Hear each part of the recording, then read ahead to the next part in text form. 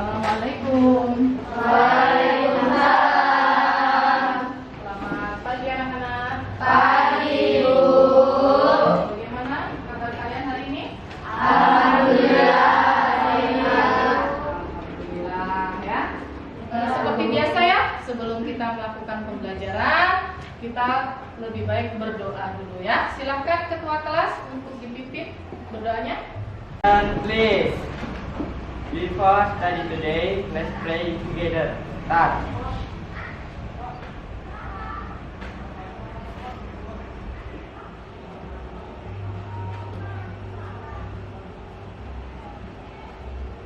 Finish.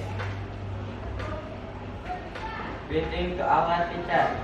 Assalamualaikum warahmatullahi wabarakatuh. Baiklah, Ibu panggil dulu ya satu persatu. Adinda, Iris, Amelia, Wayan, Hadir, Bu. Wika, hadir Bu. Jessica, hadir Bu. Ibu ingin menanyakan materi kita yang minggu lalu atau pertemuan yang lalu. Ada yang masih ingat minggu lalu kita belajar tentang materi apa?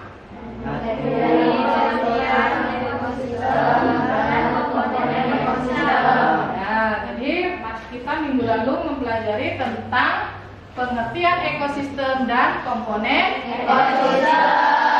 Masih ada yang ingat apa itu ekosistem? Masih, Bu. Oh iya, silakan Wayan. Apa ekosistem? Ekosistem adalah interaksi timbal balik antara makhluk hidup dan lingkungan yang baik, biotik dengan biotik maupun abiotik dengan biotik. Iya, benar sekali ya. Jadi Ibu akan menyampaikan dulu tujuan pembelajaran kita pada hari ini ya. Nah, tujuan pembelajaran kita pada hari ini itu ada dua. Yang pertama adalah peserta didik mampu mengidentifikasi interaksi antar komponen ekosistem, rantai makanan, dan jaring-jaring makanan.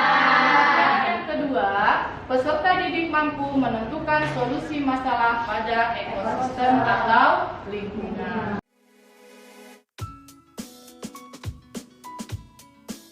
Nah, sekarang ini kan kita akan kemarin kan kita mempelajari komponen ekosistem ya. Nah, sekarang kita akan mempelajari interaksi antar komponen ekosistem. Sebelumnya Ibu ingin bertanya ya kepada kalian, mengapa di dalam lingkungan atau ekosistem itu ada interaksi antar komponen biotik dan interaksi antara biotik dengan abiotik?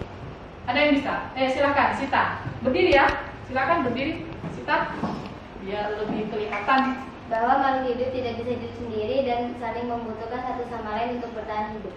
Jadi untuk mempertahankan diri maka mereka berinteraksi. Bisa berinteraksinya sesama makhluk hidup dan juga bisa berinteraksi dengan benda makhluk lingkungan. Nah, baru sekarang Ibu akan memutarkan video ya.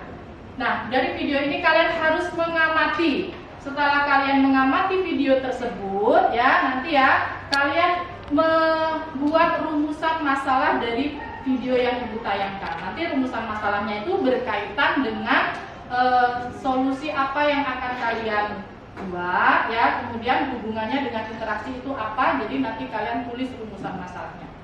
Ya. Silakan kalian perhatikan videonya ya, diamati benar-benar ya.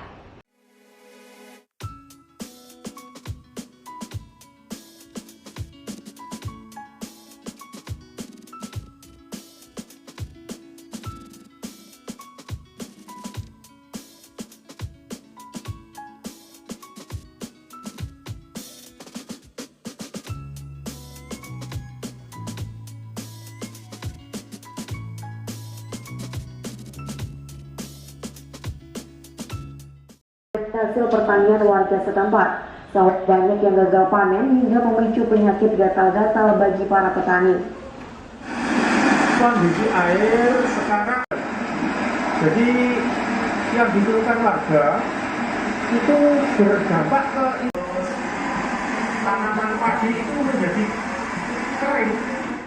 Nah, sekarang tugas kalian adalah merumuskan masalah pada video tadi ya, yang berkaitan dengan video yang ditayangkan. Kira-kira sudah ada yang bisa merumuskan masalahnya? Siapa? Rika ya? Apa rumusan masalah yang bisa kamu ajukan, Rika? Bagaimanakah pengaruh kondisi sungai terhadap interaksi antara komponen biotik dan abiotik? Ya, silakan tulis di depan, Rika.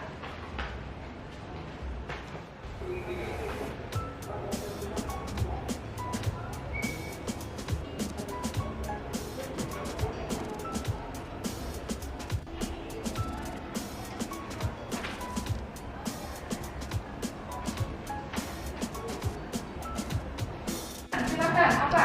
Apakah pencemaran air sungai berpengaruh terhadap komponen abiotik dan biotik? Bagaimana solusi permasalahan pencemaran air agar interaksi antar komponen ekosistem bisa berjalan seimbang? Dari beberapa ajuan permasalahan yang diajukan ya, adakah yang bisa menjawab di antara kalian? Ada Bu. Siapa? Sofia mau menjawab yang nomor berapa? Nomor 2. Apakah pencemaran air sungai berpengaruh terhadap komponen biotik dan abiotik? Ya, karena pencemaran air sungai dapat merusak komponen abiotik seperti kualitas air, misalnya peningkatan kadar logam, berat, atau bahan kimia berbahaya. Pencemaran air sungai juga berdampak pada komponen biotik, yaitu organisme hidup. Pencemaran juga dapat menyebabkan kematian besar ikan dan organisme alih hayat yang ada di dalam air sungai. Jadi kesimpulannya, pencemaran air sungai dapat mengganggu keselamatan lingkungan sungai dan mengancam kelangsungan hidup organisme yang ada di dalamnya. Benar ya. Itu bagus ya si Sofia ya menjawabnya. Jadi bagaimana apakah pencemaran itu memang berpengaruh ya? Karena ketika pencemaran itu terjadi ya itu bisa berdampak buruk terhadap biotik yang ada di dalam sungai tersebut ya atau air tersebut ya. Itu bisa menyebabkan kematian ya karena airnya tercemar. Soalnya macam-macam, bisa dari limbah, dari sampah ya kan? Seperti tayangnya Ibu tayangkan tadi ya videonya ya. Kemudian ada yang mau menjawab lagi? Iya. Silakan dulu mau jawab yang nomor berapa? Nomor 3. Nomor 3, silakan. Bagaimana solusi permasalahan air agar interaksi antar komponen ekosistem bisa berjalan seimbang? Ada beberapa solusi yang bisa diterapkan. 1. Pengolahan limbah dengan benar. 2. Menggunakan ramah lingkungan. 3. Pelestarian habitat. 4. Teknologi pemurnian air. Dan 5. Tidak membuang sampah di sungai. Kemudian untuk yang nomor 1 ya, tinggalan ya. Siapa yang mau jawab? Bagaimanakah pengaruh kondisi sungai terhadap interaksi antar komponen ekosistem? Maksudnya sungai yang tercemar tadi loh, pengaruhnya bagaimana? Baik atau buruk? Buruknya? Buruknya karena bisa menyebabkan penahan bagi biotiknya, terusan yang abiotiknya juga tercemar, seperti airnya berbau. Ya, jadi terjadi perubahan warna ya. Ciri-ciri air yang tercemar itu kan dia berubah warnanya ya, bisa berubah warnanya menjadi coklatan seperti yang video yang ditayangkan tadi kan. Itu adalah salah satu ciri-ciri dari pencemaran air ya. Selain itu dia berbau ya dan juga berasa dan keluar lagi.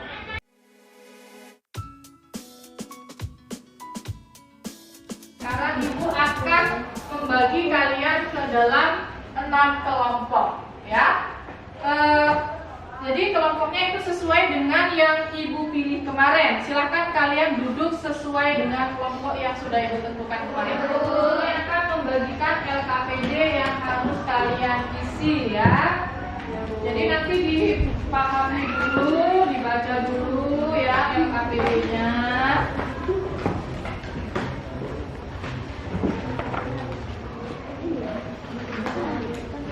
Di situ kalian tulis ya kelompoknya kelompok berapa, kemudian anggotanya namanya siapa aja ditulis. Kemudian kalian isi LKPD-nya itu sesuai dengan petunjuk.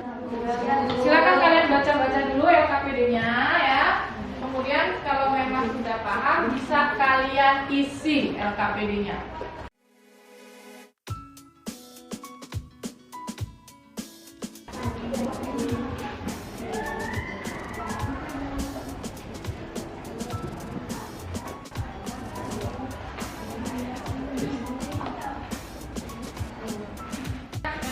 BPD-nya harus kerjasama ya.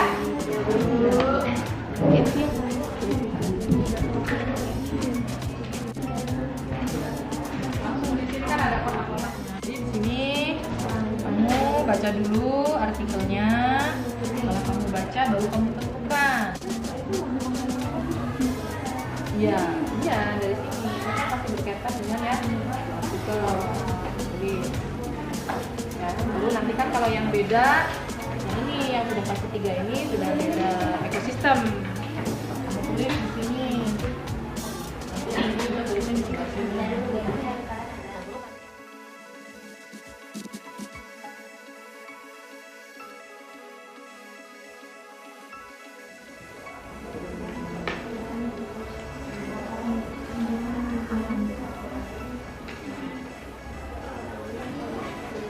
Nanti itu fase yang ketiga beda ya. Bisa ngisi?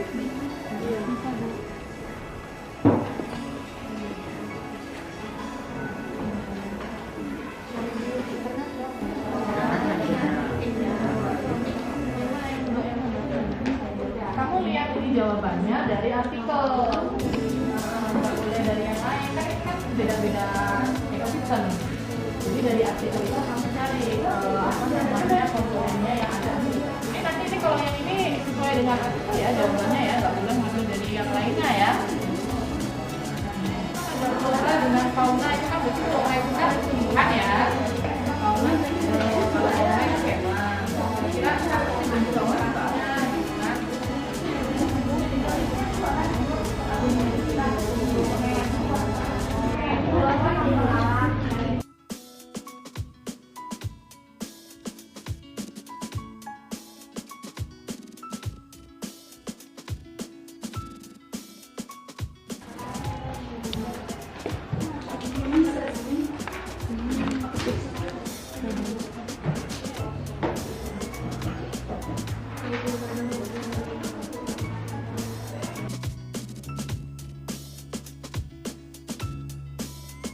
Mau mewakili presentasinya?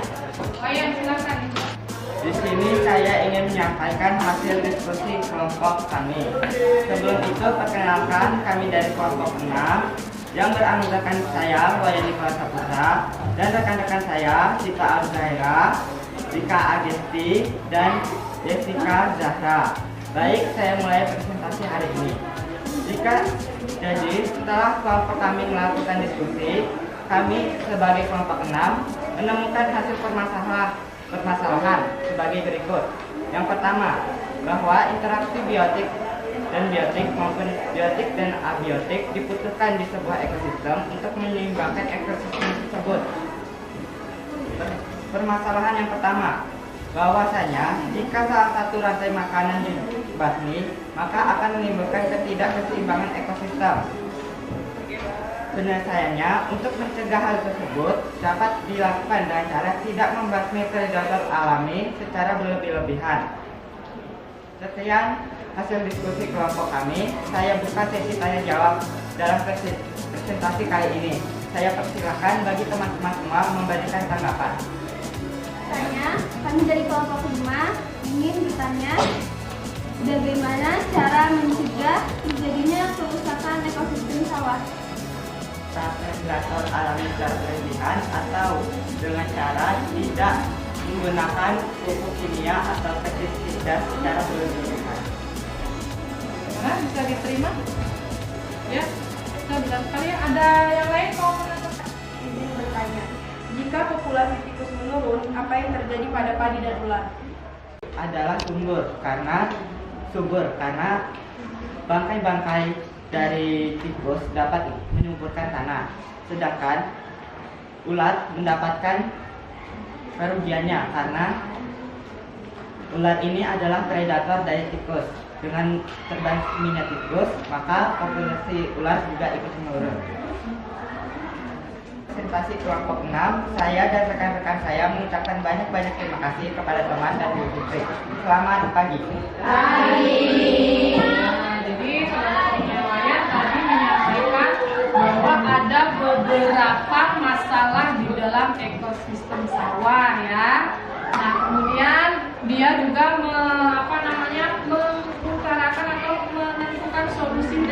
permasalahan yang ada pada ekosistem sawah tadi ya, dengan cara bagaimana supaya ekosistem sawah itu selalu terjaga keseimbangannya, yaitu tadi apa jawabannya kan, yaitu dengan cara tidak menggunakan pestisida secara berlebihan, kemudian tidak membunuh predator alami yang ada di dalam ekosistem sawah ya.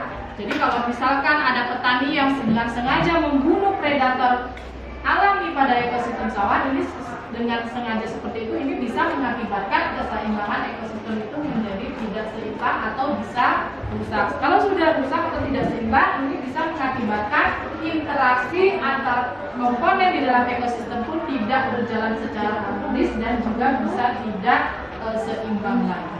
Nah itu ya tanggapan Ibu dari kelompok 6 ya. Selanjutnya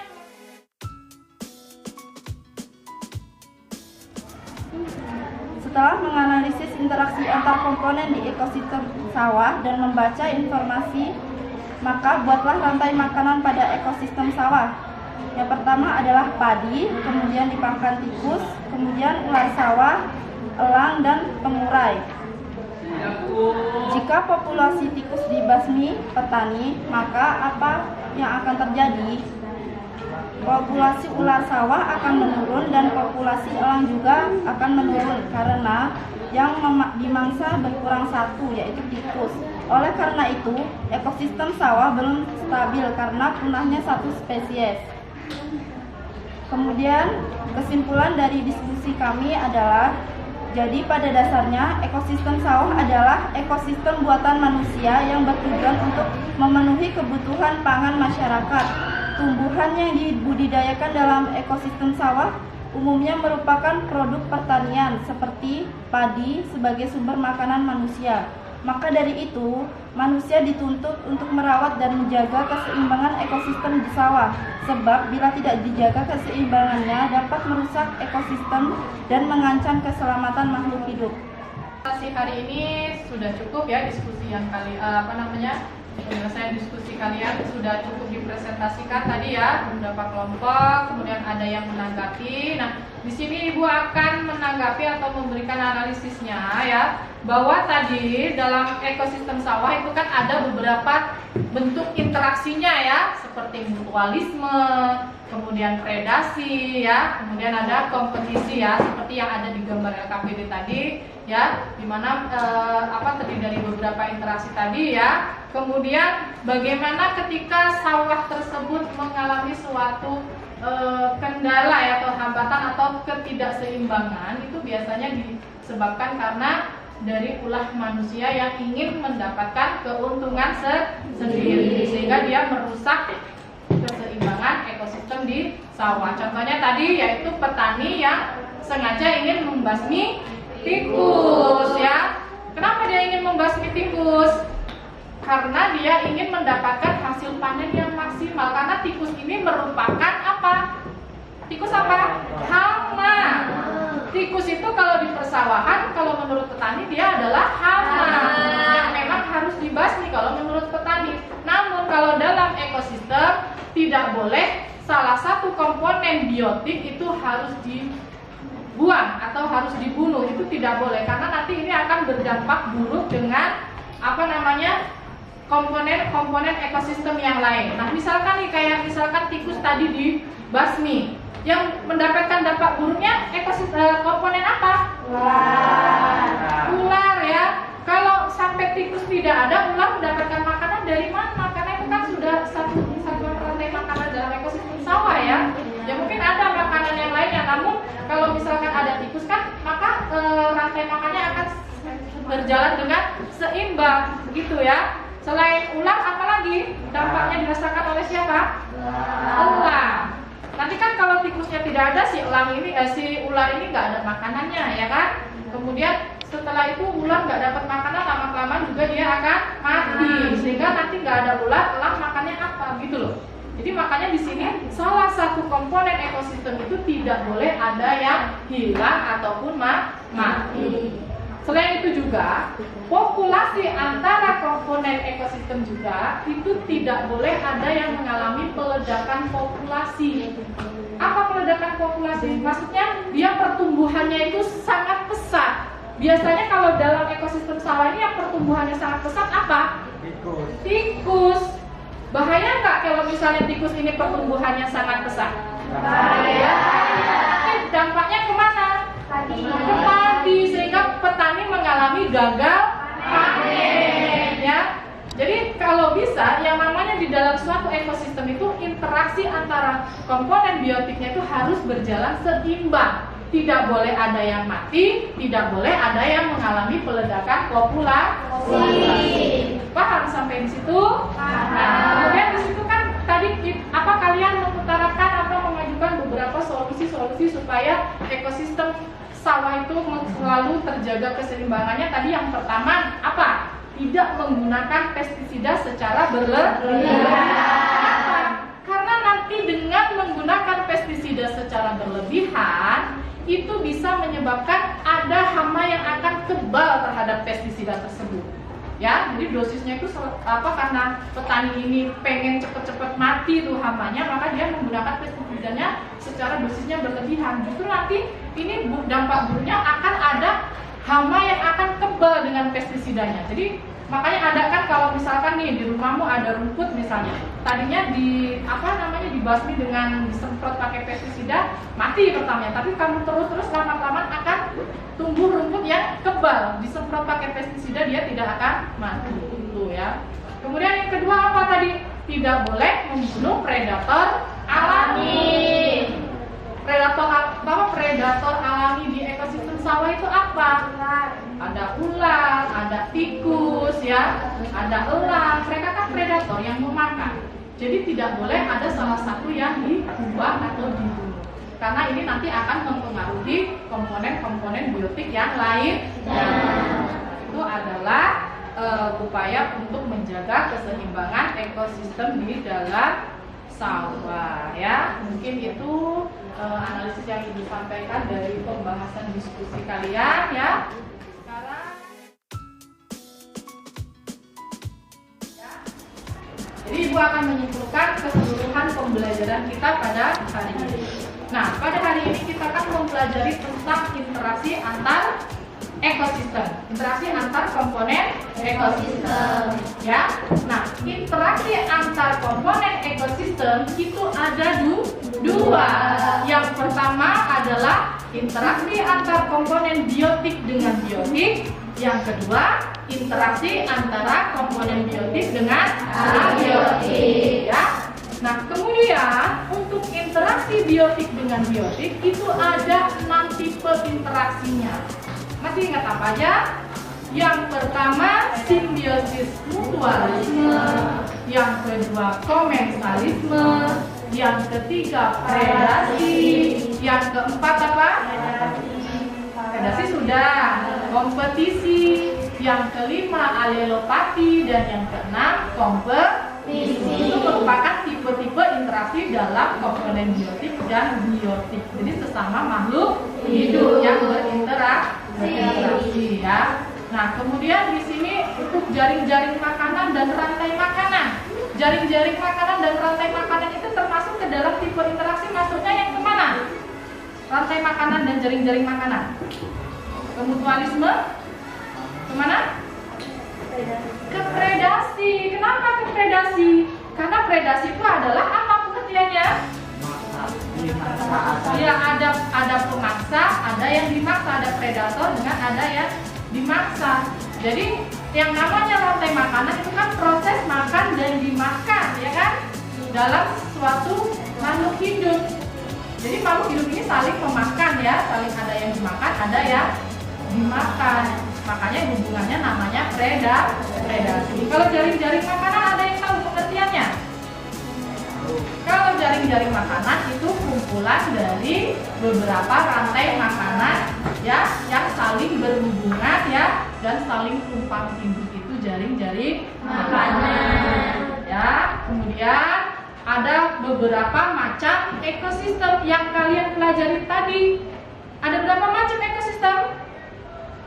Macam-macam ekosistem yang kalian pelajari tadi di LKPD itu ada 3 macam, kan?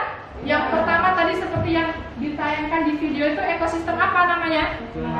Sungai itu termasuk ekosistem apa? Air. Ya kan? Kemudian hutan itu termasuk ekosistem apa? Kemudian sawah yang tadi kita bahas, kalian presentasi berdiskusi, itu termasuk ke dalam ekosistem apa? Buatan. Ya benar, karena sawah itu memang sengaja dibuat oleh manusia, bukan ekosistem secara alami. Nah, mungkin itu kesimpulan dari pembelajaran kita pada hari ini. Selanjutnya, Ibu ingin mengetahui ya, hasil dari pembelajaran kita ini apakah nanti sudah mencapai dari tujuan pembelajaran yang Ibu sampaikan tadi, yaitu Ibu akan memberikan soal kepada kalian ya. Nanti jadi dikerjakan.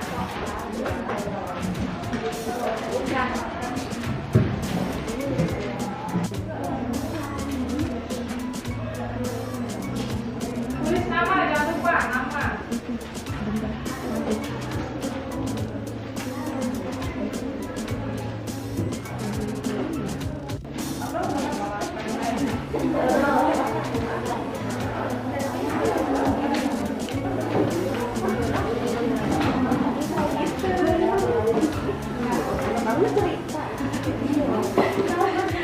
Bagaimana perasaan kalian tentang pembelajaran ini? Apakah kalian senang dengan pembelajaran kita pada hari ini? Yang pertama itu kita tuh bisa berpikir secara kritis. Karena pembelajarannya lewat Jadi lebih menarik ya. Ya. Kita sekarang ini apa sih yang kalian dapatkan? Ya, ilmunya apa maksudnya? Jadi ilmu yang seperti apa yang kalian dapatkan dari pembelajaran yang kalian lakukan? Jadi kalian paham tentang apa? Kalian bisa menentukan solusi yang ada pada permasalahan di ekosistem sawah, ya kan? Kalian bisa mengaitkan materi langsung dengan lingkungan, ya kan? Tapi lingkungannya sawah, jadi langsung kalian belajarnya langsung dengan ke lingkungan. Itu adalah pembelajaran yang kalian dapatkan pada hari ini. Nah sekarang Ibu ingin memberikan tugas kepada kalian terkait materi yang akan Ibu sampaikan di pertemuan berikutnya. Jadi silakan kalian cari informasi mengenai pencemaran udara. Ya, jadi minggu depan atau pertemuan yang akan datang kita akan mempelajari tentang pencemaran udara. Jadi tugas kalian adalah mencari informasi tentang pencemaran udara. Paham ya tugasnya ya? Nah, Ibu rasa cukup ya pembelajaran kita hari ini ya. Semoga pembelajaran kita ini bisa bermanfaat untuk kalian semua. Ibu akhiri pembelajaran ini dengan mengucap Assalamualaikum warahmatullahi wabarakatuh. Waalaikumsalam.